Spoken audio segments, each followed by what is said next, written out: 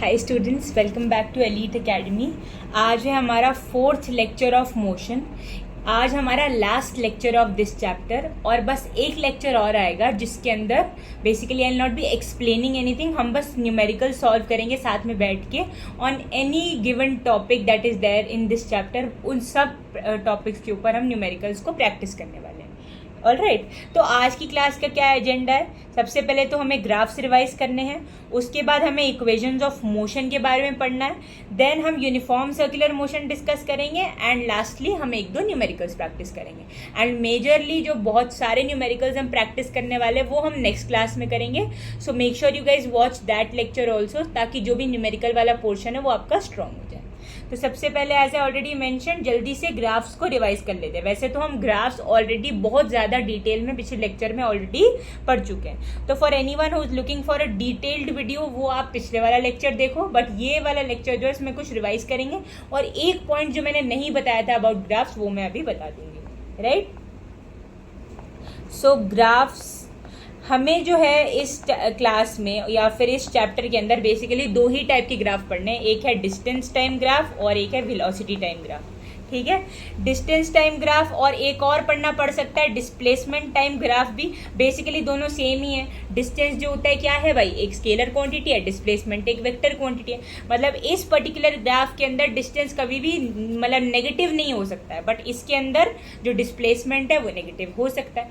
कभी कभार ये दोनों काफ़ी केसेस में तो ये दोनों सेम ही होता है, क्योंकि अब हम ज़्यादातर कंसिडर कर रहे होते हैं स्ट्रेट लाइन वाला मोशन, और स्ट्रेट लाइन वाले मोशन के अंदर डिस्टेंस जो होता है डिस्प्लेसमेंट के बराबर हो जाता है। राइट, और हमें पढ़ना है वेलोसिटी टाइम ग्राफ। अगर हम स्केलर क्वांटिटी के टर्म्स में पढ़ रहे हैं तो हम स्पीड टाइम ग्राफ भी कह सकते हैं। Basically velocity speed with direction only, तो इनका भी लगभग ग्राफ जो है वो सेम ही रहता है। राइट, चलो आज रिवाइज कर लेते हैं। डिस्टेंस टाइम ग्राफ, जो डिस्टेंस टाइम ग्राफ होता है एक तो आपको दिख सकता है ऐसा। हमेशा जो डिस्टेंस है वो रिप्रेजेंट किया जाता है वाई एक्सिस यानी कि वर्टिकल एक्सिस पे, और जो टाइम है वो रिप्रेजेंट किया जाता है हॉरिजॉन्टल एक्सिस पे। तो एक टाइप का ग्राफ आपको दिख सकता है ये, एक आपको ऐसा ग्राफ दिख सकता है डिस्टेंस टाइम में। ठीक है जी, एक आपको ऐसा ग्राफ दिख सकता है। ये तीन ही आपकी बुक के अंदर दिए हुए हैं और यही हमको पढ़ने हैं।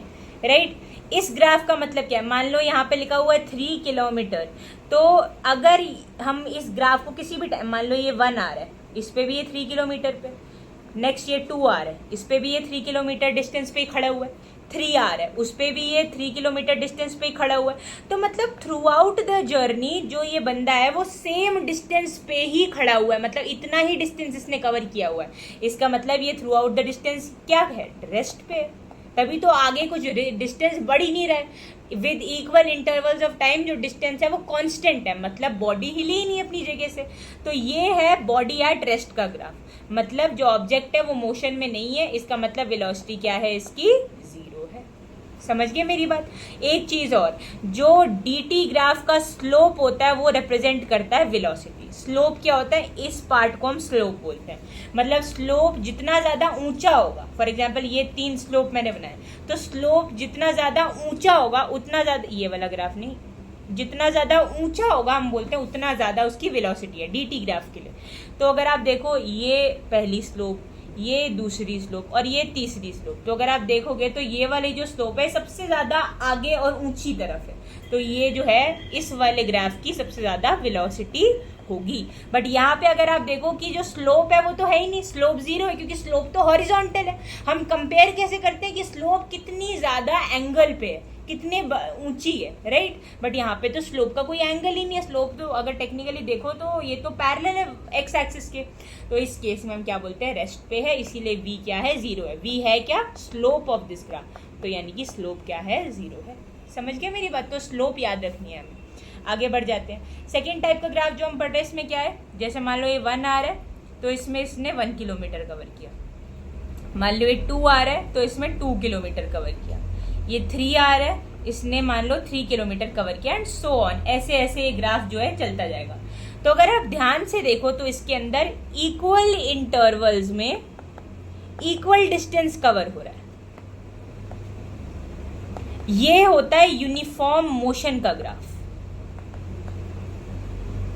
राइट। इसका मतलब अगर एक बॉडी सेम टाइम में सेम डिस्टेंस जो है वो कवर करे, इसका मतलब उसकी स्पीड क्या है, कांस्टेंट है थ्रू आउट द मोशन, तभी तो exactly same distance exactly same time में कवर कर पा रही है ना, क्योंकि उसका स्पीड क्या है, वो कांस्टेंट है। तो ये जो ऐसा ग्राफ जब भी आपको दिखे स्ट्रेट लाइन वाला, जिसके अंदर इक्वल इंटरवल में इक्वल डिस्टेंसेस कवर हो रहे हैं, तो उसे हम बोल सकते हैं ये यूनिफॉर्म मोशन का ग्राफ है। और यूनिफॉर्म मोशन का मतलब इसकी वेलोसिटी क्या है, सेम है थ्रू आउट द मोशन, यानी कि वेलोसिटी कांस्टेंट है। क्या ये बात क्लियर है आपको? आगे बढ़ जाते हैं, राइट। अगर आपको कभी भी कर्व दिख जाए किसी भी ग्राफ में, नॉट जस्ट ये वाला ग्राफ बट कोई भी ग्राफ, तो सबसे पहली चीज कर्व देख के आप क्या बोल सकते हो कि ये क्या है, नॉन यूनिफॉर्म मोशन को रिप्रेजेंट कर रहा है, राइट। यूनिफॉर्म मोशन की अगर हम बात करते हैं तो वो जनरली स्ट्रेट लाइन से ही रिप्रेजेंट की जाती है। तो अगर कभी भी ये जो कर्व दिख जाए ऐसा, तो इसका मतलब नॉन यूनिफॉर्म मोशन है। मतलब इस ग्राफ में भी अगर आप ध्यान से देखोगे तो जो वेलोसिटी है वो बढ़ ही रही है, यानी कि स्लोप जो होगी वे बढ़ ही रहा होगा, but non uniform time intervals में नॉन यूनिफॉर्म इंक्रीज हो रहा है, राइट। जैसे मान लो यहाँ पे थोड़ी सी बढ़ी, यहाँ पे थोड़ी सी बढ़ी, यहाँ पे थोड़ी, और एकदम से इस टाइम पे आके एकदम से वेलोसिटी बढ़ गई। तो इक्वल टाइम में इक्वल डिस्टेंस कवर नहीं हो रहा है, मतलब वेलोसिटी बढ़ रही है बट कॉन्स्टेंटली ना बढ़ के नॉन यूनिफॉर्म तरीके से बढ़ रही है। तो ये क्या दिखाता है, वेलोसिटी इंक्रीजिंग नॉन यूनिफॉर्मली। ठीक है भाई, ये चीज याद रखेंगे, ठीक है। आगे बढ़ जाते हैं। अब बात करते हैं वेलोसिटी टाइम ग्राफ की। अब जैसे मैंने आपको क्या बताया था, डिस्टेंस टाइम ग्राफ का स्लोप जो होता है वो क्या होता है, वेलोसिटी।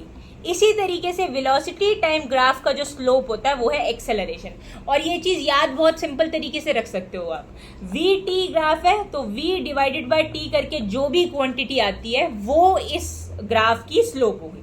तो v डिवाइडेड बाय टी करके a आता है which is acceleration.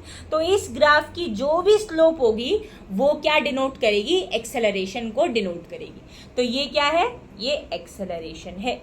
Velocity time graph के अंदर हम एक एक्स्ट्रा चीज पढ़ते हैं which is area under the graph. मतलब मान लो ये स्टार्ट हो रहा है 0 से और ये जो ग्राफ का ये ट्राइंगल वाला पार्ट है ये खत्म हो रहा है, लेट्स से 1 सेकेंड, ये खत्म हो रहा है लेट्स से 5 सेकेंड पे, और ये टाइम रिप्रेजेंट कर रही है ऑब्वियसली ये वाली एक्सिस। तो 0 से 5 सेकेंड के बीच में अगर मैं बोलूं ये बताओ कि कितना डिस्प्लेसमेंट हुआ है, तो आप सोचोगे भाई ये ग्राफ वेलोसिटी और टाइम का है, ज्यादा में ज्यादा हम स्लोप निकाल सकते हैं क्योंकि हमें पता है वेलोसिटी टाइम ग्राफ की स्लोप क्या होती है, एक्सेलरेशन होती है। तो डिस्प्लेसमेंट कैसे निकलेगा ग्राफ के बेसिस पे, तो वेलोसिटी टाइम ग्राफ के अंदर का जो एरिया होता है ना वो डिनोट करता है डिस्प्लेसमेंट को। तो ये जो भी एरिया है वेलोसिटी टाइम ग्राफ के अंदर का ये रिप्रेजेंट करेगा डिस्प्लेसमेंट। मान लो जैसे यहाँ पे ये जो लेट्स से ये जो वेलोसिटी है वो 6 किलोमीटर्स पर आवर है, और मान लो ये जो है ये हमने किसी तरीके से पता लगा लिया कि ये 15 है। तो अब कैसे निकालेंगे भाई इसका एरिया, ट्राइंगल है राइट, तो ट्राइंगल का एरिया कैसे निकालते हैं, half into base into height करके निकाल लो। ठीक है भाई, अगर आपको ये पता है, और जैसे ये चलो ये तो नहीं पता होगा हमें, ये हमें पता है क्या है 6 है, तो क्या करेंगे हाफ इंटू बेस, यहाँ पे क्या है 5 है, हाइट क्या है 6 है, तो बस इसको सॉल्व कर लो, ये 2 3 है 15 जो है वो क्या होगा, डिस्प्लेसमेंट होगा इस टाइम इंटरवल के दौरान। तो मैंने आपको क्या बताया, area under velocity time graph क्या रिप्रेजेंट करता है, वो रिप्रेजेंट करता है डिस्प्लेसमेंट, और स्लोप क्या रिप्रेजेंट करती है, एक्सेलरेशन। ठीक है भाई, we T graph represents displacement. ये चीज को प्लीज अच्छे से याद रख लेना। और अब हम types of velocity time graph देखते हैं और फिर हम मूव कर जाएंगे अपनी इक्वेशंस ऑफ मोशन पे। लास्टली हम समझने वाले यूनिफॉर्म सर्कुलर मोशन को, and we end the lecture. ठीक है, अब वेलोसिटी टाइम ग्राफ भी कैसे हो सकते हैं, ऐसा ग्राफ हो सकता है एक, तो इसका मतलब क्या है, वेलोसिटी इंक्रीज कर रही है पर यूनिफॉर्मली। वेलोसिटी इंक्रीज कर रही है मतलब वेलोसिटी में चेंज आ रहा है, और change in velocity per unit time क्या होता है? एक्सेलरेशन। तो अगर वेलोसिटी इंक्रीज हो रही है इसका मतलब एक्सेलरेशन भी इंक्रीज हो रहा होगा, और कैसे? यूनिफॉर्मली। अगर ऐसा हो वी टी ग्राफ ये है और ये ऐसे जा रहा है, मतलब वेलोसिटी क्या कर रही है? डिक्रीज कर रही है। तो इसमें भी क्या हो रहा है? यूनिफॉर्मली डिक्रीज कर रही है, कम भी हो रही है। तो यूनिफॉर्म टाइम इंटरवल में यूनिफॉर्म मतलब एक कांस्टेंट जो वैल्यू है वही डिक्रीज हो रही है हर टाइम इंटरवल के अंदर। तो वेलोसिटी इसमें क्या कर रही है? डिक्रीज कर रही है बट यूनिफॉर्मली। तो इसके अंदर एक्सेलरेशन भी क्या कर रही होगी? डिक्रीज कर रही होगी बट यूनिफॉर्मली।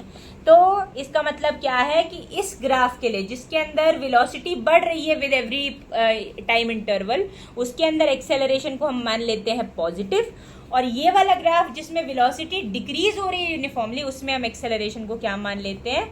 हम इसको मान लेते हैं नेगेटिव। क्या ये बात क्लियर है? आगे बढ़ जाते हैं। अब वेलोसिटी टाइम ग्राफ ऐसा भी हो सकता है, वी टी ग्राफ, 1 सेकेंड, ऐसा भी हो सकता है। अब इसका क्या मतलब है? डी टी ग्राफ में जब हम ऐसा कुछ पढ़ते तो हम बोलते थे बॉडी रेस्ट में, बट क्या यहाँ का भी सेम मतलब है? देखो, अगर ये ग्राफ ऐसा parallel to the X axis है तो इसका मतलब ये एक किसी वैल्यू पे फिक्स्ड है और ये ग्राफ उसी के कॉरेस्पॉन्डिंग पूरा प्रोड्यूस करते जा रहे हैं हम आगे तक। इसका मतलब हर टाइम इंटरवल पे ये जो बॉडी है इसकी सेम वेलोसिटी है विच इज 5 किलोमीटर पर आवर। इसका मतलब ये बॉडी रेस्ट पर तो बिल्कुल भी नहीं है, वेलोसिटी तो है ना, बट इसकी वेलोसिटी क्या है? कांस्टेंट है। मतलब जो इनिशियल वेलोसिटी थी वही फाइनल वेलोसिटी। समझे मेरी बात? तो इसके अंदर क्या है? वेलोसिटी कांस्टेंट है। और हम एक्सेलरेशन होता क्या है? Change in velocity per unit time. But अगर वेलोसिटी कांस्टेंट है इसका मतलब चेंज नहीं है, इसका मतलब एक्सेलरेशन जीरो है। क्यों जीरो है? क्योंकि एक्सेलरेशन का फॉर्मूला होता है v minus you by T. इसमें v भी 5 है और इसमें u भी 5 है। शुरुआत भी 5 से हुई और एंड भी 5 पे हो रहा है, तो इसका मतलब 5 माइनस 5 तो 0 हो गया, तो एक्सेलरेशन क्या आ गई? 0। तो जब भी वेलोसिटी कांस्टेंट होती है एक्सेलरेटेड मोशन नहीं हो रहा होता है, क्योंकि वेलोसिटी में कोई चेंज ही नहीं आ रहा। और एक्सेलरेशन होता क्या है? Change in velocity per unit time. समझिए मेरी बात? तो इसके अंदर एक्सेलरेशन क्या होता है? 0। अब दो और टाइप के ग्राफ होते हैं। ऐसा भी ग्राफ हो सकता है वेलोसिटी टाइम ग्राफ का, और ऐसा भी ग्राफ हो सकता है वेलोसिटी टाइम ग्राफ का। ठीक है, इनका क्या मतलब है? सबसे पहले तो यही बता देते, इसमें दिख ही रहा होगा वेलोसिटी बढ़ रही है, बट क्या बताया था मैंने? कर्व जिधर भी आ जाए वो नॉन यूनिफॉर्म मोशन को दिखाता है। तो यहाँ पे नॉन यूनिफॉर्म इंक्रीज है इन वेलोसिटी, इन वेलोसिटी। इसका मतलब एक्सेलरेशन भी बढ़ रहा है बट नॉन यूनिफॉर्मली, राइट? क्योंकि जो चेंज है वो क्या है? नॉन यूनिफॉर्म है वेलोसिटी के अंदर भी। और क्योंकि वेलोसिटी बढ़ रही है मतलब एक्सेलरेशन पॉजिटिव होगा, तो इसके अंदर एक्सेलरेशन पॉजिटिव होता है। और इसके अंदर वेलोसिटी बढ़ी बढ़ी बढ़ी बट फिर बाद में कांस्टेंट हो गई, मतलब नीचे झुक गया ग्राफ, तो इसके अंदर एक्सेलरेशन को हम मान सकते हैं कि नेगेटिव होता है। और ये भी नॉन यूनिफॉर्मली पहले तो इंक्रीज करा और फिर एक पॉइंट पे जा करके कांस्टेंट हो गया। समझ गए मेरी बात? कभी कभार ऐसे ग्राफ भी आ सकते हैं नॉन यूनिफॉर्म मोशन दिखाने के लिए, जैसे ये v है ये t है, तो क्या बोलेंगे? वेलोसिटी बढ़ी फिर कम हुई फिर बढ़ी और फिर कांस्टेंट हो। तो ये क्या है? ये होता है नॉन यूनिफॉर्म मोशन। जरूरी नहीं है नॉन यूनिफॉर्म मोशन है तो कर्व होगा ही होगा। अगर कर्व है तो नॉन यूनिफॉर्म मोशन है, बट अगर कर्व नहीं भी है तो आपको वैल्यूज देखनी है, ग्राफ का स्ट्रक्चर देखना है कैसा है। अब यहाँ पे देख लो ना, पहले वेलोसिटी बढ़ी मतलब एक्सेलरेशन पॉजिटिव, फिर वेलोसिटी घटी मतलब एक्सेलरेशन नेगेटिव, फिर वेलोसिटी बढ़ी यानी कि एक्सेलरेशन पॉजिटिव, और यहाँ पे वेलोसिटी कांस्टेंट हो गई मतलब एक्सेलरेशन 0। तो जहां पे वेलोसिटी कांस्टेंट नहीं है वहां एक्सेलरेशन भी कांस्टेंट नहीं है। और जब भी गिवन टाइम इंटरवल के साथ साथ वेलोसिटी जो है वो यूनिफॉर्मली चेंज नहीं कर रही है, इसका मतलब वो नॉन यूनिफॉर्म मोशन है। तो हमेशा इस चीज से मत रिलेट करना कि अगर नॉन यूनिफॉर्म मोशन है तो कर्व दिखना ही चाहिए। अगर कर्व है तो नॉन यूनिफॉर्म होगा, बट अगर ऐसा भी कुछ हो रहा है जिसमें कोई चीज कांस्टेंट हमें दिख रहा है कि नहीं है, तो वो भी नॉन यूनिफॉर्म मोशन है। स्ट्रेट लाइन देख के कंफ्यूज मत हो जाना कि स्ट्रेट लाइन है तो यूनिफॉर्म ही होगा, ऐसा कभी भी जरूरी नहीं होता। ठीक है भाई, तो ये हो गया हमारा ग्राफ्स का रिवीजन। अब हम पढ़ेंगे इक्वेशंस ऑफ मोशन। ठीक है, आई होप आप लोगों को ग्राफ समझ में आए। अब हम इक्वेशंस ऑफ मोशन को, इक्वेशंस ऑफ मोशन क्या होती है? 3 इक्वेशंस ऑफ मोशन होती है, बट पहले समझ लेते हैं कि इक्वेशंस ऑफ मोशन हमें पढ़नी ही क्यों पड़ रही है। देखो, इक्वेशंस ऑफ मोशन हमें रिलेट करने में हेल्प करती है कुछ क्वांटिटीज को। फॉर एग्जाम्पल मैं बोलूं कि एक इंसान है, he is running at an initial, मतलब उसने स्टार्ट किया रेस्ट से, 0 मीटर पर सेकेंड उसकी वेलोसिटी थी इनिशियली, क्योंकि वो रेस्ट से स्टार्ट किया है। उसने कवर किया है अ डिस्टेंस ऑफ लेट से 1500 मीटर्स, और मैं बोल रही हूँ कि इसका एक्सेलरेशन जो है वो लेट से 2 मीटर पर सेकेंड स्क्वायर है। तो क्या आप मुझे इसका वेलोसिटी, फाइनल वेलोसिटी बता सकते हैं? V final question mark. तो अब बेसिकली इक्वेशंस ऑफ मोशन क्या करेंगे, हमें हेल्प करती हैं कि अगर हमें 2-3 चीजें दे रखी हैं अबाउट एनी बॉडीज मोशन, तो हम जो बची हुई क्वांटिटी है, जो हम ढूंढ रहे हैं, जो मिसिंग है, वो हम कुछ इक्वेशंस के हेल्प की मदद से हम क्या कर सकते हैं, उन्हें फाइंड आउट कर सकते हैं। तो कौन सी 3 इक्वेशन होती हैं हमारी equations of motion? v is equal to u plus AT, v square minus u square is equal to 2AS, ये सेकेंड इक्वेशन। और एक और इक्वेशन होती है S is equal to UT plus half AT square, ये है third. अब पहले तो देख लेते हैं हर लेटर किस चीज को डिनोट कर रहा है। जो V है, और ये सब स्मॉल लेटर्स है, राइट, कोई भी कैपिटल में नहीं लिखा जाएगा। जो V है वो डिनोट करता है फाइनल वेलोसिटी, जो u है वो डिनोट करता है इनिशियल वेलोसिटी, जो a है वो ऑब्वियसली डिनोट करता है एक्सेलरेशन, जो t है वो डिनोट करता है टाइम, और s जो है वो डिस्प्लेसमेंट डिनोट करता है। बट कभी कभी कुछ क्वेश्चन में हमें बोलते हैं डिस्टेंस फाइंड आउट करो, और तभी भी हम ये इक्वेशन लगा लेते हैं। तो कई बार कोई कंफ्यूज हो सकता है कि हम बोल तो रहे कि ये डिस्प्लेसमेंट है, बट क्वेश्चन में तो डिस्टेंस मांगा है, तो हम ये इक्वेशन कैसे लगा पा रहे हैं? इसलिए लगा पा रहे हैं क्योंकि जो वो क्वेश्चन होगा उसके अंदर स्ट्रेट लाइन मोशन हो रहा होगा, और स्ट्रेट लाइन मोशन के अंदर क्या होता है, डिस्टेंस और डिस्प्लेसमेंट बराबर होते हैं। तो ये चीज थोड़ा कॉन्सेप्चुअल चीज है, इनको याद रख लेना है ना, कंफ्यूज नहीं होना है बिल्कुल भी। आगे बढ़ जाते हैं। हाँ जी, तो पहले कुछ क्वेश्चन ही सॉल्व कर लेते हैं बेस्ड ऑन दिस।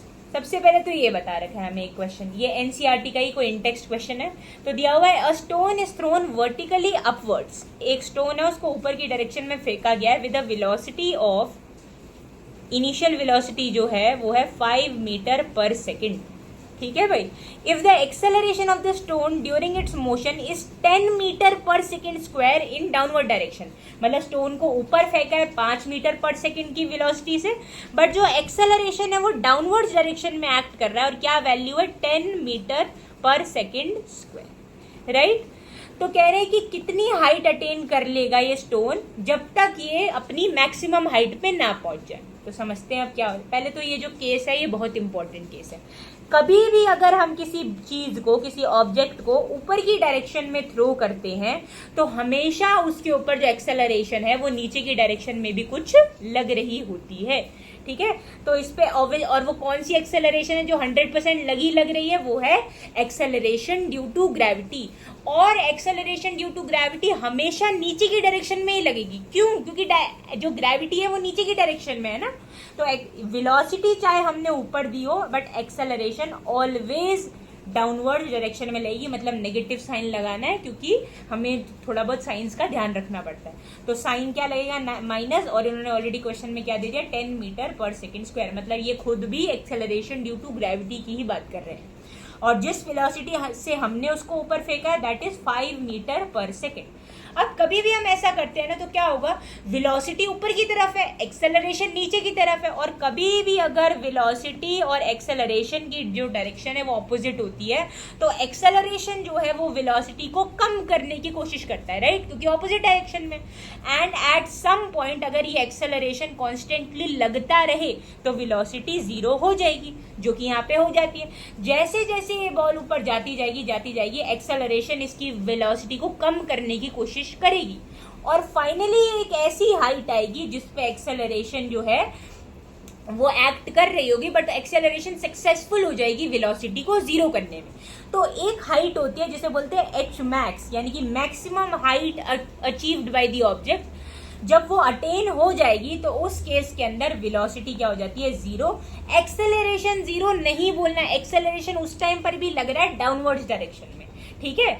एक आपकी एनसीईआरटी में क्वेश्चन भी है, is there a possibility that velocity of a body become zero but acceleration is still there. तो यही वो केस है जब हम किसी बॉडी को ऊपर फेंकते हैं और जब वो अपनी मैक्सिमम हाइट अचीव कर लेती है तब मैक्सिमम हाइट पे उसकी वेलोसिटी तो जीरो हो जाती है बट एक्सेलरेशन फिर भी एक्ट कर रही है डाउनवर्ड डायरेक्शन में, क्योंकि ग्रेविटी तो हमेशा है ना, ग्रेविटी थोड़ी ना रुक जाएगी अगर वो अपनी मैक्सिमम हाइट पे पहुंच गया। तो मैक्सिमम हाइट पे जाके बॉडी रुकती है, मतलब फाइनल वेलोसिटी जीरो हो जाती है बट एक्सेलरेशन फिर भी एक्ट कर रहा होता है और फिर बॉडी जो है एक माइक्रो सेकेंड के लिए इस हाइट पे रुकती है and then it comes back to its initial position. तो अब हमें क्या क्या पता है based on whatever we just discussed कि गिवन क्या क्या, पहले तो क्वेश्चन में यही लिख लो। वेलोसिटी इनिशियल वाली क्या है, 5 metre per second. Acceleration -10 metre per second square. Height हमें निकालनी है, एच मैक्स निकालना है, मतलब मैक्सिमम हाइट पे जाके क्या होगी, वेलोसिटी जीरो हो जाएगी फाइनल वाली। तो फाइनल वेलोसिटी क्या है, जीरो। तो हमें क्या निकालना है कि ये जो स्टोन है ये कितनी हाइट अटेन करेगा, कितनी हाइट अटेन करेगा और कितना टाइम लगाएगा। तो पहले हाइट निकाल लेते हैं। हाँ जी, तो पहले तो हर बार हर क्वेश्चन के अंदर सारी की सारी इक्वेशंस को एक जगह पे नोट कर लो। v is equals to u plus a t, s is equals to u t plus half a t square, और क्या है v square minus u square is equals to 2as। तो अब देखते हैं हम कौन सी इक्वेशन का यूज कर सकते हैं। तो हमें v पता है जीरो होने वाली है फाइनल वेलोसिटी, u पता है 5 गिवन है क्वेश्चन के अंदर, a पता है हमें एक्सेलरेशन -10 है, s हमें मतलब हाइट, s क्या है डिस्प्लेसमेंट ऑफ द ऑब्जेक्ट और वो क्या है इस केस में हाइट है उसकी, तो हमें हाइट निकालनी है। तो ये एकदम अप्रोप्रिएट लग रही है इक्वेशन मुझे यूज करने के लिए। तो हम लिख लेते हैं फाइनल वेलोसिटी जीरो का स्क्वायर जीरो ही हो जाएगा, इनिशियल वेलोसिटी 5 का square, okay, is equal to 2 into acceleration कितना है -10 इंटू डिस्प्लेसमेंट हमको फाइंड आउट करना है। तो ये तो जीरो ही हो गया पूरा, ये क्या हो गया -25, ये क्या हो गया -20s, माइनस माइनस को कर दो कैंसिल, s की वैल्यू क्या आ जाएगी 25/20 विच इज 5 4 जा 20, 5 5 जा 25, 4 1 जा 1.25 मीटर की जो हाइट है ये अटेन कर लेगा। तो पहला क्वेश्चन हमने सॉल्व कर लिया, मतलब पहला पार्ट हमने सॉल्व कर दिया विच वॉज फाइंडिंग डिस्प्लेसमेंट। अब बात करते हैं उसकी हाइट टाइम की। तो टाइम निकालने के लिए अब हमें पता है क्या क्या, अब हमें v पता है, u पता है, a पता है, s पता है, ठीक है। अब हमें निकालना है टाइम। तो ये इक्वेशन तो ऑलरेडी यूज हो गई है, इसको हटा दो अभी के लिए। तो v पता है, u पता है, a पता है, टाइम निकालना है, ये यूज कर लेते हैं पहली वाली इक्वेशन। v है 0 is equal to u which is 5 plus a -10 into t, ठीक है जी। तो क्या हो जाएगा ये 5 - 10t इज इक्वल टू 0। अब ये -10t उधर जाएगा तो +10t बन जाएगा, राइट।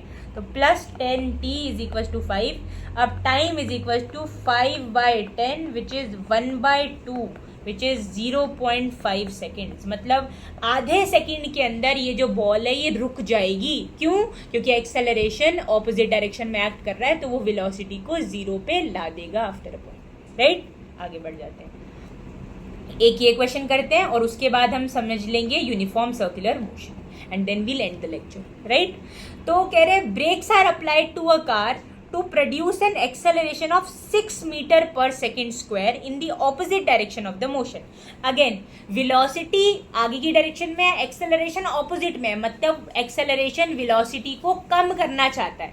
ऐसा केस जिसमें acceleration is acting against या फिर in the opposite direction of velocity, उस केस को हम बोलते हैं retardation का केस, राइट। चलो भाई पढ़ लेते हैं। तो velocity क्या है भाई, initial velocity the brake supply to a car produce an acceleration, तो पहले एक्सेलरेशन लिख लेते हैं जो हमें गिवन है 6 metre per second square, but क्योंकि ऑपोजिट डायरेक्शन में है तो माइनस साइन लगा दो क्योंकि उल्टी डायरेक्शन में, राइट। साइंस बहुत इंपॉर्टेंट है, याद रखेंगे ये सब चीज़ों को। If the car takes 2 seconds to stop, मतलब 2 सेकेंड के बाद अगर ये वाली एक्सेलरेशन 2 सेकेंड तक गाड़ी पे लगती रही तो 2 सेकेंड के अंदर अंदर बॉडी रेस्ट पे आ जाएगी। 2 seconds for the after the application of brakes, मतलब if the car takes 2 seconds to stop हो गई है मतलब फाइनल वेलोसिटी 0 हो गई है। तो हमें क्या निकालना है, डिस्टेंस निकालना है कि वो कितना ट्रैवल करेगी ड्यूरिंग दिस टाइम। फिर से एक्सेलरेशन गिवन है, टाइम गिवन है, वी गिवन है, हमें क्या निकालना है, डिस्टेंस। सारी की सारी इक्वेशंस को लिखते हैं and then we'll figure out कि कौन सी हमारे लिए परफेक्ट रहेगी। v is equals to u plus a t, s is equals to u t plus half a t square, और एक है v square minus u square is equals to 2as। तो क्या क्या गिवन है, acceleration, time and final velocity. Acceleration है, time है, final velocity है। इनिशियल वेलोसिटी निकलेगी पर डिस्टेंस तो इस क्वेश्चन में है ही नहीं। हाँ जी, डिस्टेंस इसमें है, इनिशियल वेलोसिटी है, टाइम है, एक्सेलरेशन भी है, ठीक है। तो यही निकाल लेते हैं, फिर यही वाला यूज कर लेते हैं। बट हमारे पास इनिशियल वेलोसिटी नहीं है तो ये भी यूज नहीं हो सकता है, और यहाँ पे इसमें भी इनिशियल वेलोसिटी है तो ये यूज नहीं हो सकता formula directly in order to find the distance covered. तो इसका मतलब पहले हमें u निकालना पड़ेगा ये वाली इक्वेशन से, और फिर उस u को आइदर ऑफ द 2 इक्वेशन में पुट करके हमें अपना डिस्टेंस निकालना होगा। समझ गए। कभी कभार ऐसा होता है क्वेश्चंस के अंदर कि एक ही क्वेश्चन के अंदर आपको 2 इक्वेशन लगाने पड़ जाए to reach to your answer, ठीक है। तो ये थोड़ा माइंडफुल रहना है, हमेशा डायरेक्टली आंसर नहीं आएगा बस वैल्यूज पुट करके, राइट। चलिए आगे बढ़ जाते हैं। तो हम क्या पहली इक्वेशन सबसे पहले लगा रहे हैं, v is equal to u plus a t, time है 2 सेकेंड्स, एक्सेलरेशन क्या है -6, प्लस इनिशियल वेलोसिटी क्या है पता नहीं, और फाइनल वेलोसिटी क्या है 0 है, 0 है ना। अब ये क्या हो जाएगा, -6 इंटू 2 हो जाएगा -12, और ये u इज इक्वल टू 0। अब ये प्लस माइनस माइनस हो जाएगा तो u minus 12 is equal to 0, मतलब u की वैल्यू क्या हो जाएगी +12, क्योंकि 12 उधर जाएगा तो ट्रांसपोज होने पे साइन उल्टा हो जाता है। तो u हो गया 12 मीटर पर सेकेंड, ये आ गई u की वैल्यू। अब ये u की वैल्यू को किसी भी इक्वेशन में पुट कर लो, मान लो मैंने ये वाली इक्वेशन ले ली, तो v स्क्वायर फाइनल वेलोसिटी 0 है, इसे तो 0 ही मान लो।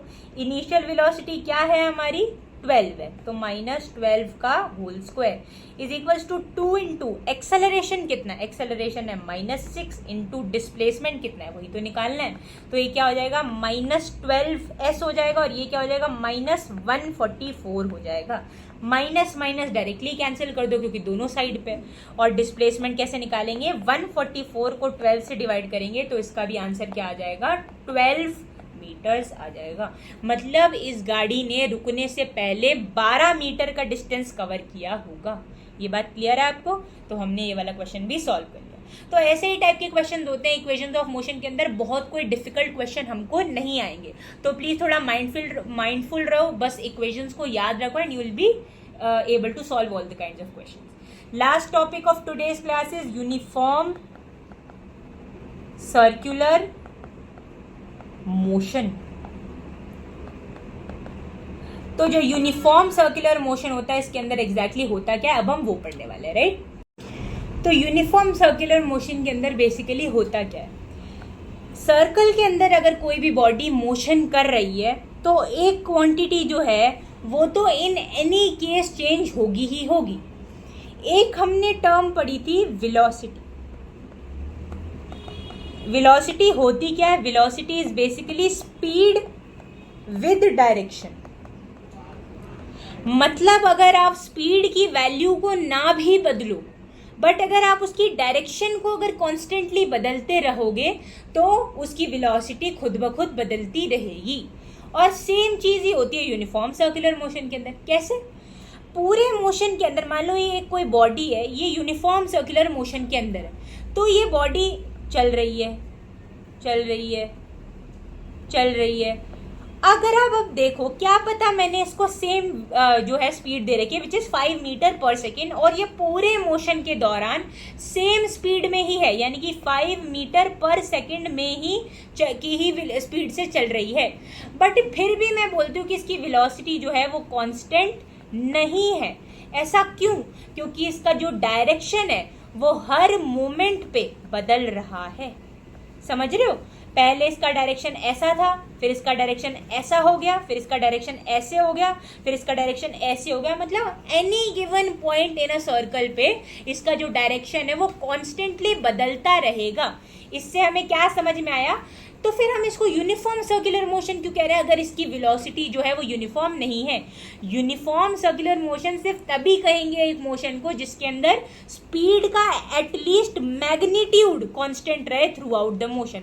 एटलीस्ट द मैग्नीट्यूड मतलब जो वैल्यू है स्पीड की, अगर वो भी through out the motion same रहती है ना, तो हम बोल सकते हैं कि ये यूनिफॉर्म सर्कुलर मोशन का केस है। जैसे इसका एग्जाम्पल है हमारे घर पे जो पंखा होता है वो, अब पंखा जो है ऑब्वियसली वो तो सेम स्पीड से ही चल रहा है ना through out. The only thing is कि इसकी भी वेलोसिटी जो है वो कांस्टेंट नहीं है। क्यों? क्योंकि वेलोसिटी का डायरेक्शन तो बदल ही रहा है, चाहे उसका वैल्यू सेम भी हो। तो बस इसी को कहते हैं यूनिफॉर्म सर्कुलर मोशन। जब स्पीड का जो वेलोसिटी है उसका मैग्नीट्यूड कांस्टेंट रहे throughout the motion, but उसका डायरेक्शन तो बदलता ही रहेगा due to the shape of the circle, right? क्योंकि सर्कल एक कर्व्ड शेप है और कर्व हर जगह पे है, तो हर पॉइंट पे उसका डायरेक्शन जो है वो चेंज होता रहेगा। At least the magnitude remains the same. और आई होप आपको पता है कि मैग्नीट्यूड का मतलब होता है वैल्यू।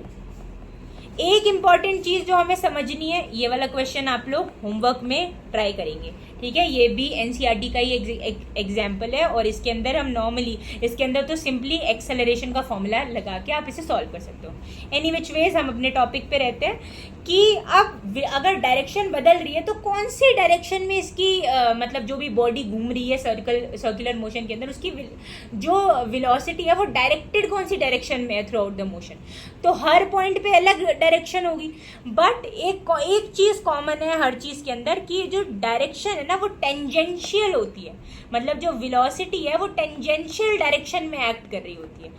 आपने बहुत बार ज्योमेट्री के अंदर पढ़ा होगा टेंजेंट। टेंजेंट क्या होता है? Any line that touches the circle at least at one single point. ऐसी कोई लाइन जो सर्कल को एक पॉइंट से क्या करती है, छू सकती है। जैसे ये एक टेंजेंट है, ये एक टेंजेंट है, मतलब ऐसी लाइन जो सर्कल को सिर्फ एक पॉइंट पे टच करती है, ये टेंजेंट है। तो अगर आप कभी किसी भी बॉडी की वेलोसिटी को यूनिफॉर्म सर्कुलर मोशन के अंदर देखते हो तो उसकी जो वेलोसिटी है वो हमेशा टेंजेंशियल डायरेक्शन में एक्ट कर रही होती है, राइट?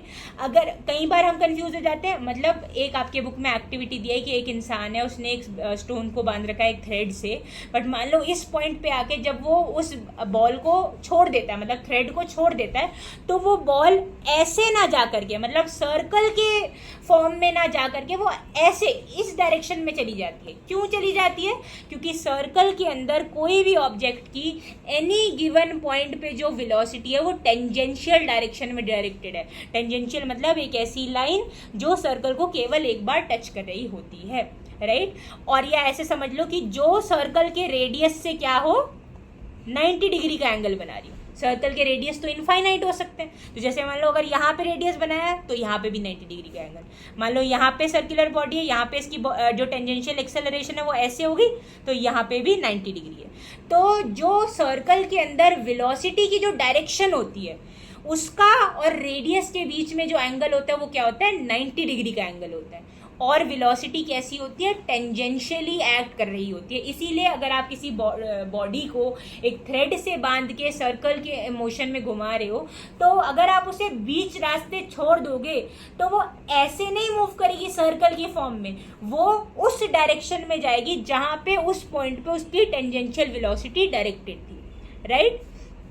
तो points to be noted, velocity acts tangentially. Also, direction of velocity is always perpendicular.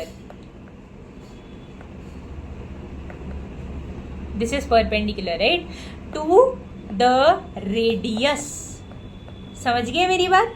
और एक बात, अब इसके ऊपर कैसे टाइप के क्वेश्चन आ सकते हैं, नॉर्मल पहले तो थियोरेटिकल क्वेश्चन, वेलोसिटी किधर डायरेक्टेड होती है एंड एवरीथिंग, और उसके अलावा एक बेसिक सा जो डिस्टेंस वगैरह निकालने का क्वेश्चन कि कितना डिस्टेंस या फिर स्पीड कितनी है। तो अगर मान लो आपको वेलोसिटी का कोई बोले मैग्नीट्यूड निकाल के दिखाओ, डायरेक्शन तो आपने बता दी कि टेंजेंशियल है, तो वेलोसिटी का फॉर्मूला क्या होता है, डिस्टेंस अपॉन टाइम। वैसे तो वेलोसिटी का फॉर्मूला होता है डिस्प्लेसमेंट अपॉन टाइम राइट। तो इसको करेक्ट कर, तो ये जो हम कर रहे हैं ये हम स्पीड निकाल रहे हैं टेक्निकली अगर देखा जाए तो स्पीड कैसे निकालते हैं, डिस्टेंस। डिस्टेंस क्या होगा, पेरीमीटर पे घूम रहा है जो बॉडी है तो 2 पाई आर होता है सरकमफ्रेंस, सर्कल का पेरीमीटर इज उसका सरकमफ्रेंस, और सरकमफ्रेंस की वैल्यू होती है 2 पाई आर।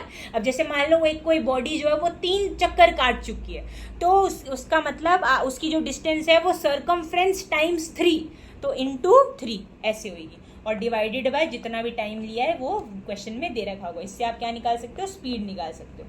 बट मान लो अगर आपको कोई बोल रहा है वेलोसिटी निकाल के दिखाओ,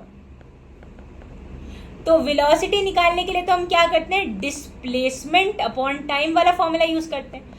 अब अगर एक चक्कर कोई काट लेता है यूनिफॉर्म सर्कुलर मोशन के अंदर, तो उसका इनिशियल पॉइंट भी यही था, उसका फाइनल पॉइंट भी यही था, मतलब उसका डिस्प्लेसमेंट क्या हो गया, 0 हो गया। मतलब वेलोसिटी का मैग्नीट्यूड अगर आप देखोगे एक राउंड के अंदर तो वो क्या हो जाएगा, 0, क्योंकि इनिशियल और फाइनल पॉइंट क्या है, 0 सेम है राइट। और अगर जैसे मान लो किसी ने आधा सर्कल कंप्लीट किया, तो इसका मतलब इसका जो डिस्प्लेसमेंट है वो क्या होगा, 2 टाइम्स आर होगा। मान लो ये सर्कल है और एक बॉडी ने यहाँ से स्टार्ट किया और जाते जाते जाते जाते यहाँ पे पहुंच गया, तो ये क्या है, ये डायामीटर हो जाएगा इसका डिस्प्लेसमेंट। तो इस केस में वो 0 नहीं होगा। बट अगर कोई बॉडी पूरा एक चक्कर काट रही है तो उसका डिस्प्लेसमेंट 0 होगा, क्योंकि इनिशियल और फाइनल पॉइंट बराबर है राइट। तो देख के करना है, अगर कोई वेलोसिटी पूछ रहा है तो डिस्प्लेसमेंट डालना, और अगर कोई स्पीड पूछ रहा है तो डिस्टेंस डालना। और डिस्प्लेसमेंट भी जरूरी नहीं है कि हर केस में 0 ही हो, अगर इनिशियल और फाइनल पॉइंट सेम नहीं है तो नहीं होगा 0। समझ गए। तो this was all about uniform circular motion, equations of motion and graphs.